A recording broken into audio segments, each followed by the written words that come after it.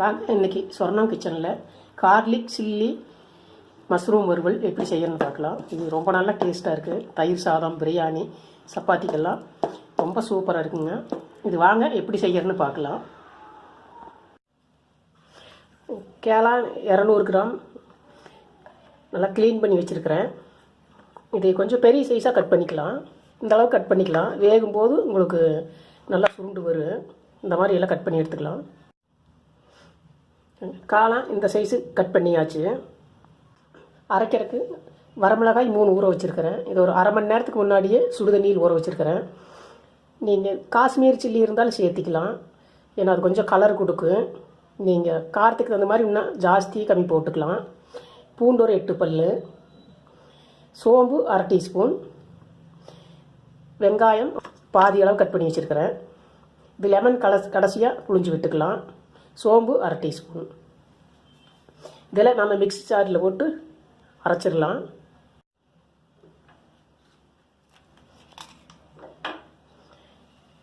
இதெல்லாம் போட்டு அரைச்சி எடுத்துக்கலாம்.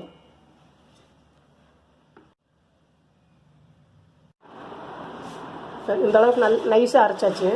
நீங்கள் காஷ்மீர் சில்லி போட்டிங்கன்னா இன்னும் கலர் கிடைக்கும். வானலியில் எண்ணெய் ஊற்றி காஞ்சிடுது. நீங்கள் என்ன ஆயில் வேணாலும் ஊற்றிக்கலாம்.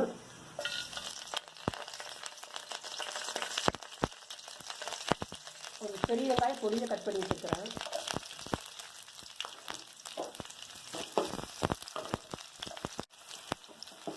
வெங்காயம் பாதி வதங்கினதுக்கப்புறம் நான் இந்த அரைச்சி வச்ச சில்லி போட்டுடலாம். இது நல்லா பச்சை வாசனை போக வரைக்கும் நல்லா வதங்கிட்டேன்.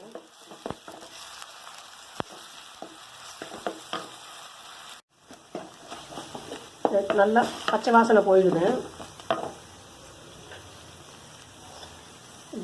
காளானை போட்டுடலாம். இதுக்கு தண்ணி கொஞ்சம் கம்மியாக தான் ஊற்றிக்கலாம், ஏன்னா காளான்லேயே தண்ணி வரும்.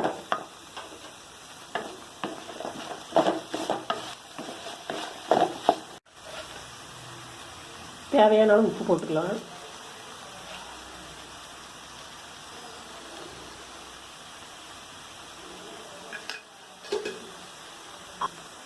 தண்ணி கொஞ்சமாக ஊற்றிக்கலாம். இப்படியே கொஞ்சம் நேரம் வேகட்டும். ஒரு 3-4 நிமிஷம் வேகட்டு மூடி போட்டு வச்சிடலாம். ஒரு 4 நிமிஷத்துலேயே கொஞ்சம் நல்லா சுருண்டு வந்துடுது. காளான்லேயே தண்ணி விட்டுருக்குது. கம்மியாக தான் தண்ணி ஊற்றுனேன். இன்னொரு 4 நிமிஷம் வேகட்டு. நல்லா தண்ணியெல்லாம் சுண்டி வந்துடுது. அப்படியே வரும் எண்ணெய் அப்படியே கசிஞ்சிட்டு நிற்கிறேன். லெமன் ஒரு அரை மூடி புழிஞ்சு விட்டுடலாம்.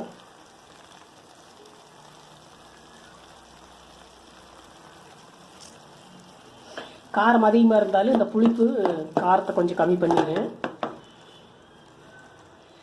சுகர் அரை ஸ்பூனு. நீங்கள் இது விருப்பப்பட்டால் போட்டுக்கலாம். நீங்கள் இது கூட தேங்காய் வதக்கும் போது தேங்காய் சின்ன பீஸாக கட் பண்ணி போட்டுக்கலாம். இன்னும் கொஞ்சம் டேஸ்ட்டாக இருக்குது. நீங்கள் இன்னும் ட்ரையாக வேணும்னா இன்னும் கொஞ்சம் நேரம் அடுப்பில் விடலாம். ஒரு பிரியாணிக்கு, சப்பாத்திக்கெல்லாம் ரொம்ப நல்லா டேஸ்ட்டாக இருக்குது. நீங்கள் கொஞ்சம் கிரேவியை வேணும்னா இந்த பதத்துக்கு இறக்கிடலாம். மஷ்ரூம் வறுவல் ரெடி. நீங்களும் ட்ரை பண்ணி பாருங்கள். இந்த வீடியோ பிடிச்சிருந்தால் லைக் பண்ணுங்கள், மறக்காமல் சப்ஸ்கிரைப் பண்ணுங்கள்.